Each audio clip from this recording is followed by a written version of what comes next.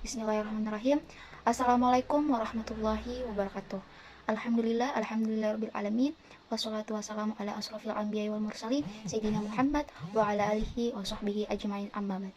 Langsung saja, perkenalkan nama saya Hafanita M, Stambuk 252. Baik, kali ini saya akan mempresentasikan mengenai materi tentang infeksi jamur. Nah, untuk agenda yang saya akan bahas, yang pertama itu ada deskripsi infeksi jamur, di mana terdiri dari definisi dan identifikasinya. Kemudian ada infeksi dermatofita. Nah, di sini saya akan membahas tentang beberapa agenda, yaitu deskripsi dari jamur dermatofita dan beberapa jenis penyakit jamur dermatofit, serta etiologi, patogenis, dan pengobatannya. Selanjutnya, saya akan membahas juga tentang infeksi Candida, terkait dengan deskripsinya, beberapa penyakit yang terkait dengan infeksi jamur Candida, etiologi, patogenis, serta pengobatannya. Nah, yang pertama yaitu deskripsi infeksi jamur. Nah, untuk definisi dan identifikasi infeksi jamur, di mana infeksi jamur adalah penyakit yang disebabkan oleh jamur. Nah, penyakit ini merupakan penyakit yang menular antar manusia.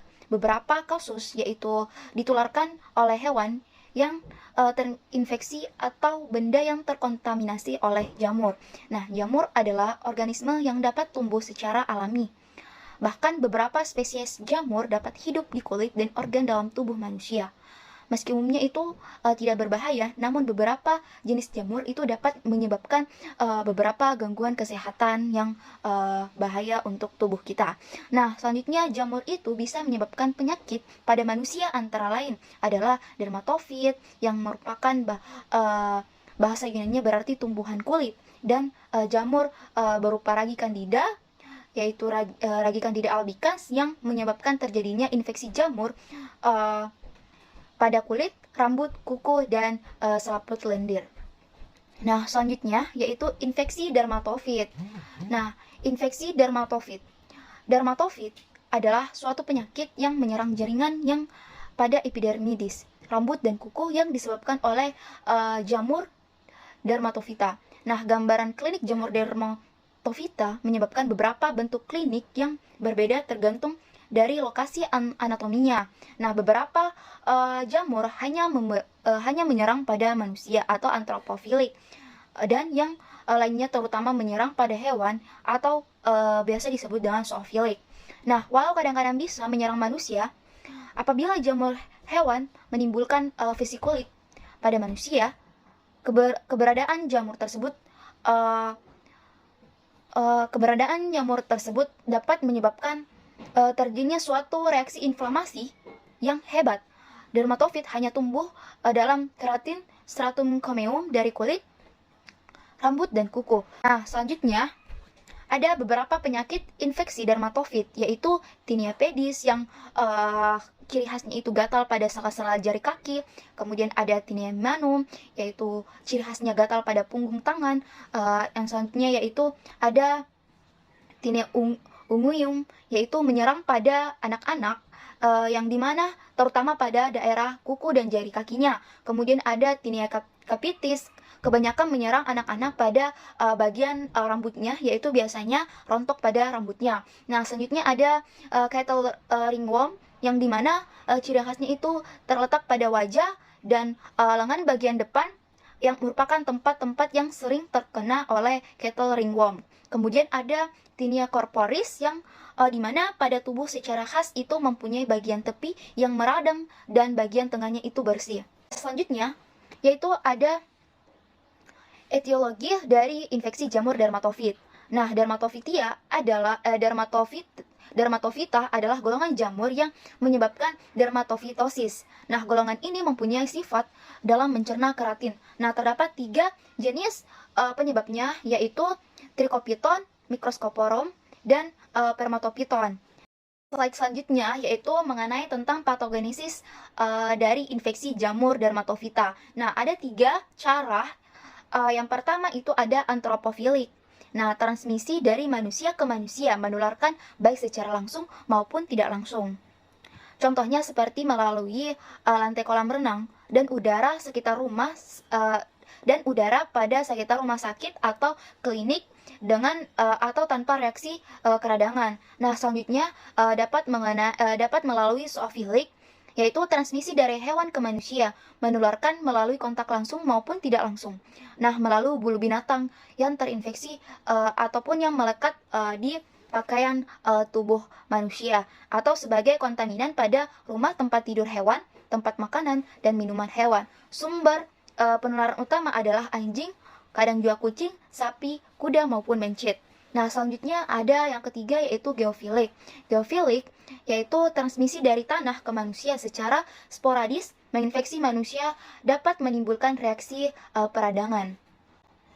Nah, untuk pengobatannya yaitu terdapat banyak obat anti jamur topikal untuk pengobatan infeksi dermatofit. Antara lain ada miconazol, chlorothamazol, econazol, sulcanazol, dan terbinafin. Obat-obat topikal ini biasanya itu kita gunakan bila daerah yang terkena sedikit, tetapi bila infeksi jamur luas, maka lebih baik kita gunakan obat oral seperti risefulvin atau itraconazole maupun terbinafin. Dapat dilihat pada contoh obat jamur yang terlihat pada layar, yaitu miconazol. Nah, selanjutnya yaitu ada infeksi Candida.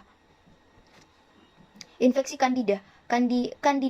Candidiasis adalah infeksi jamur yang disebabkan oleh jamur Candida yang bermula dari lesi membran mukosa lokal hingga dapat menyebabkan kegagalan multi organ. Nah, Candidias disebut juga moniliasis atau infeksi jamur, adalah infeksi pada kulit atau selaput lendir yang disebabkan oleh spesies jamur, umumnya itu Candida albicans.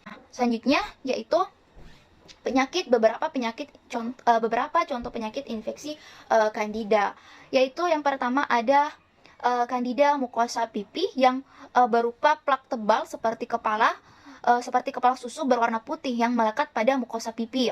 Nah, selanjutnya ada colitis angular, yaitu peradangan yang terdapat pada sudut mulut, biasanya di sudut mulut manusia. Nah, selanjutnya ada peronika kronis, peradangan kronis pada lipatan kuku proksimal dan matriks kuku.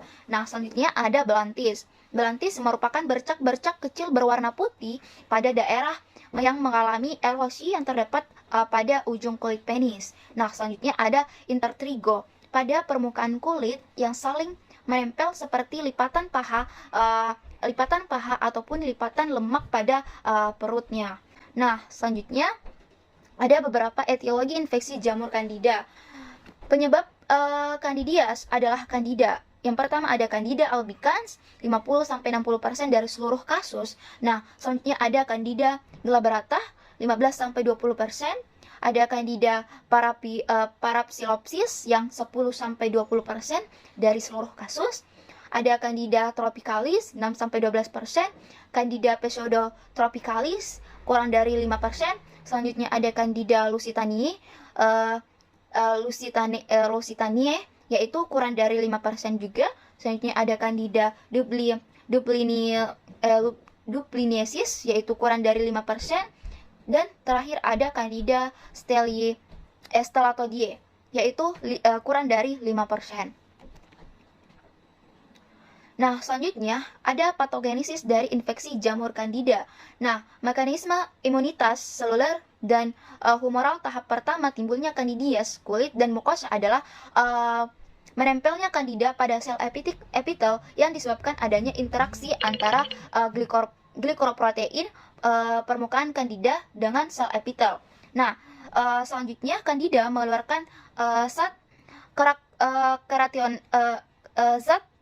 kerationolitik atau fosfolipase yang menghidrolisis fosfolipid membran sel epitel. Bentuk pseudohiv Candida juga mempermudah invasi jamur ke jaringan. Kemudian di dalam jaringan Candida itu akan mengeluarkan faktor kemotatik neutrofil yang akan menimbulkan reaksi radang atau biasanya itu radang akut. Nah, lapisan luar Candida yang mengandung monoprotein bersifat antigenik sehingga akan mengaktifasi komplement dan merangsang terbentuknya itu imunoglobulin. Selanjutnya ada pengobatan yang dapat kita lakukan untuk infeksi jamur Candida.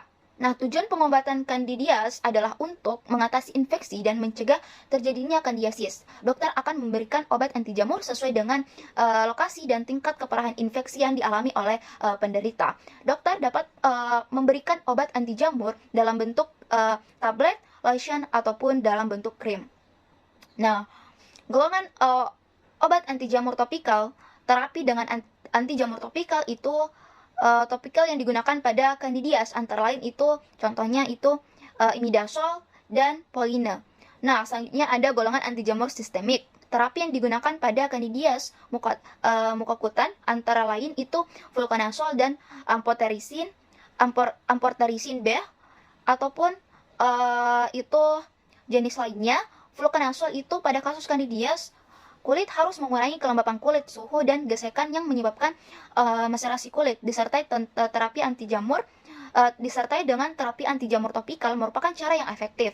Obat anti jamur contoh lainnya yaitu yang dapat kita gunakan antara lain amphotericin B, butoconazole, caspofungin, clotrimazole, fluconazole, miconazole. Selanjutnya kita dapat melihat referensi-referensi yang saya ambil dari materi-materi yang saya paparkan. Nah, dapat dilihat pada slide yang ditampilkan. Nah, mungkin sekian dari saya. Kurang dan lebihnya mohon dimaafkan. Semoga bermanfaat bagi kita semua, terutama pada diri saya. Syukran ala ihtimamikum, wabillahi taufiq wal hidayah. Wassalamualaikum warahmatullahi wabarakatuh.